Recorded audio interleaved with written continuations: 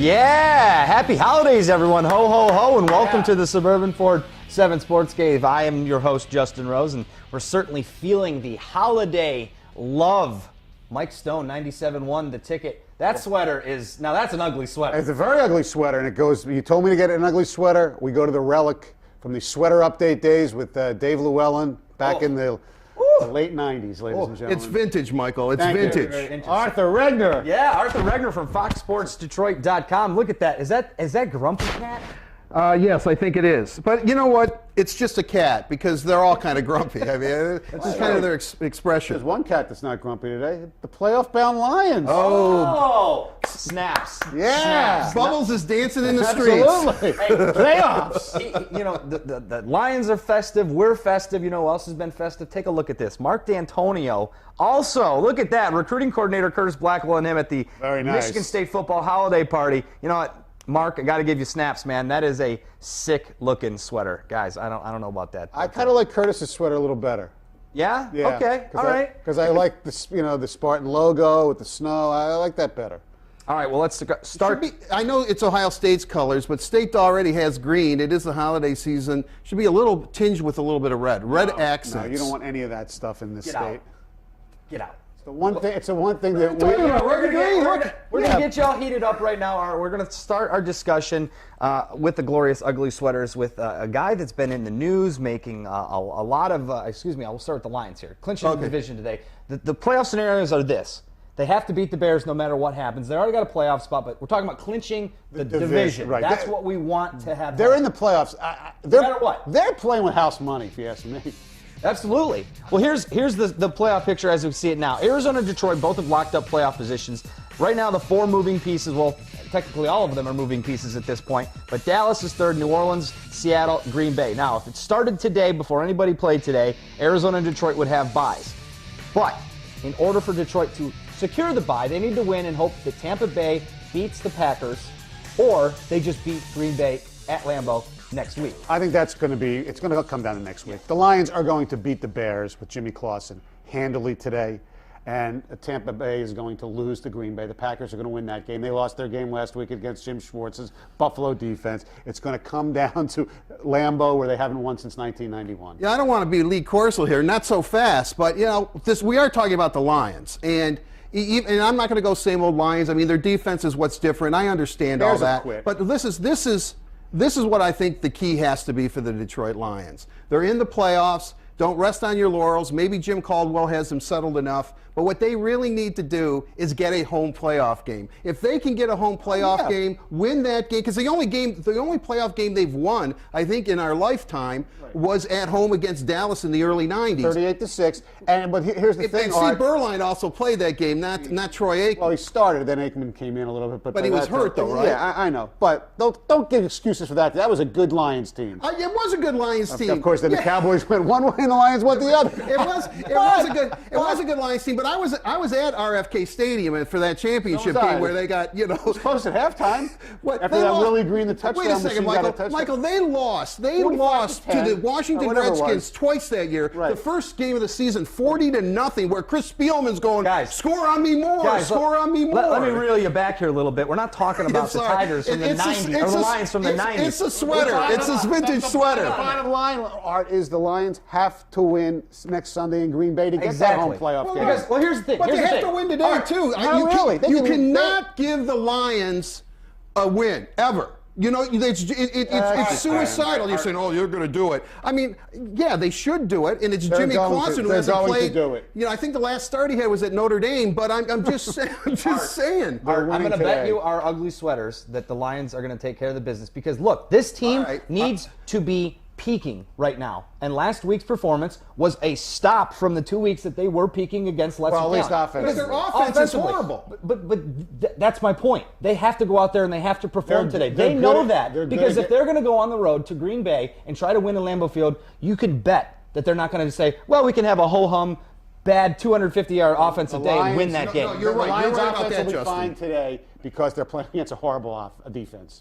They're playing against a horrible defense. Jimmy Clausen is going to stub his toe time and time again. That defense is going to be all over him. All right. Now, they have to go out and do it. 6-3.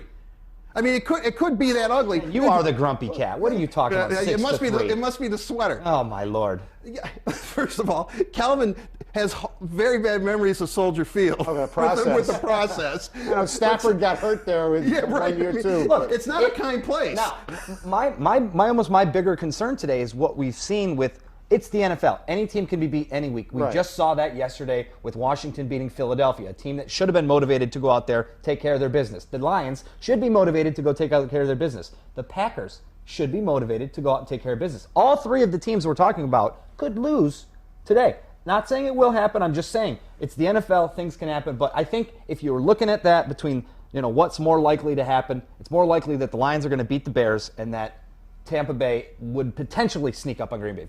And for the second time in franchise history, they've won 11 games. That's right.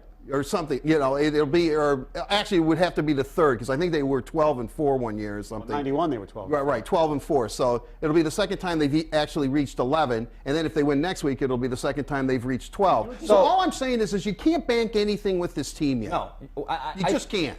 And that's fine, because 50 years of Lions irrelevancy shows you that. You're looking at it, Justin. I understand that, but here's my question for both of you guys. Today, what do you need to see from the Lions to instill faith that they can go to Lambeau? I want to see the offense do a little bit better. That's all I want to see. And I want to see them win the game. I'm sick of this whole style points. They don't ask how, they ask how many. They have 10, they need one more to get 11, and who knows? Well, I agree with Michael on this point. The offense has to start doing something. They have to start generating offense and scoring some points. But I also want to see this defense just take control of the game and send a message early that it can be Clausen, it can be it could be anybody. You can Mariota can come in. For all I know, you drafted him last night. Anything. It doesn't matter. I'm sure in the show after ours, Tom, Herman, and Rob will break this stuff down. Yes. But Matt Forte, I think, hardly touched the ball here at Thanksgiving. They'll give him the ball a little more, but that's the Lions' strength, stopping the run. Right, it is stopping the run, but Forte has always performed well against the Lions when he's given the opportunity. So it's just not a sure thing, but it's a sure thing. I think we'll see. Yeah, I wanted Ndamukong Suh to go out of his Lions career a winner, and so I think that he is. See, you have the Lions potentially an upset alert. You have Ndamukong Suh already leaving the team. Hey, I might as well just throw it all out there. You are the grumpy cat today. All right, let's get to the next topic of discussion. Something that I know you're going to be very passionate about here. Just Jim Harbaugh whole thing. Last night his team at home goes up, takes a 21-point lead. Everything's looking good. They blow the lead. San Diego comes back, beats Harbaugh's 49ers. Take a look at this picture from last night. Now, I know that it's been photoshopped, but still it's funny that people are out there giving enough of a reason to go out and Photoshop a Michigan M onto the score play calling card for Jim Harbaugh. Guys, Jim Harbaugh to Michigan. Is it happening? Is it not happening? What's going on? Art has probably one of the best sources around. Okay, he does, and he picked Brady Hoke like months before that happened. Thank you, Mike. So I believe you when you say he's coming, but the cynic in me still says, you know what? Until it's officially announced, there's something that. God, I pray you're right, and I think you probably are. Dive into this source a little bit more. I think there's a couple things to look at here. First of all, this courtship of Jim Harbaugh has been going on for months. He's always wanted the job. He's never said no. When this offer came out of $8 million a year, which I think has since been upped a little bit to. That's new information. Just not by much. It's like it's going to average out to like 8.1 or 8.2. Did they ever offer him the last time? No. This is the thing. A former player told me that he wants Harbaugh, but only if he doesn't have a two-year out clause like he wanted last time, and Mary Sue Coleman said no. See, first of all, Mary Sue Coleman and Dave Brandon really botched it up. The lack of leadership at the University of Michigan is astounding, and now they've kind of cleaned house there. Michigan is a mess. It is a splintered mess. Absolutely. But the one thing that can unify them is if you bring in first Jimmy, and then after Jimmy, I guess it would have to be less. I mean, there's very little wiggle room for this administration to get this hire right, because there's really only 2 candidates in most Michigan people's mind. But look, Jim wants this job. He's wanted this job. It has nothing to do with the NFL. He doesn't have to use Michigan as leverage. It's ludicrous. He can use other NFL teams as leverage. He wants to be Michigan's coach. Michigan has to make it happen. They stood up. It's going to happen. I expect that he'll resign on the 30th of December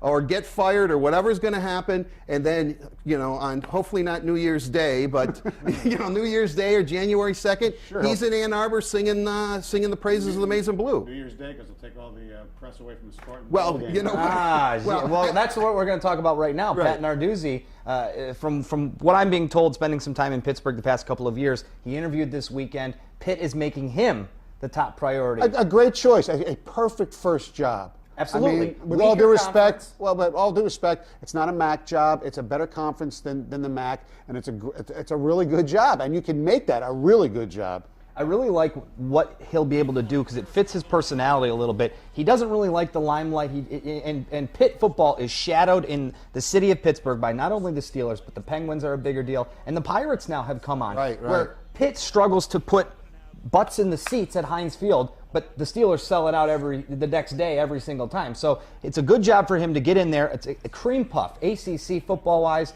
The division that they're in, they don't play anybody who's any good. Florida State's the only team on the ACC year in and year out. Clemson maybe from time to time. But Narduzzi would be a good fit there. Apparently he's interviewed, but I will tell you this, no decision will be made until December 29th. Is from what my sources are telling me. Well, that's the day after the NFL season ends on the 28th. There might be other candidates, at the NFL. I think it's a good hire. I mean, he needs the next challenge. Correct, he's done everything that he can do. Now he has to, he has to know if he's a head coach. Unless Coach D tells him, look, I'm only going to be here for a couple of years. Yeah. And he'd be the coach in waiting. But I think Mark D'Antonio is going to be there for a while, as he should, because he's a great coach. Yeah, I think that Mark D'Antonio can stay as long as he wants, and I don't envision him leaving anytime soon. All right, guys, thanks so much. Here's a part of the show where we want you to get involved. Go on Twitter right now. Use the hashtag 7SportsCave. Questions, comments, concerns, anything we just talked about, Ask the Analyst is coming up next on the Suburban Ford 7 Sports Cave. Play us off.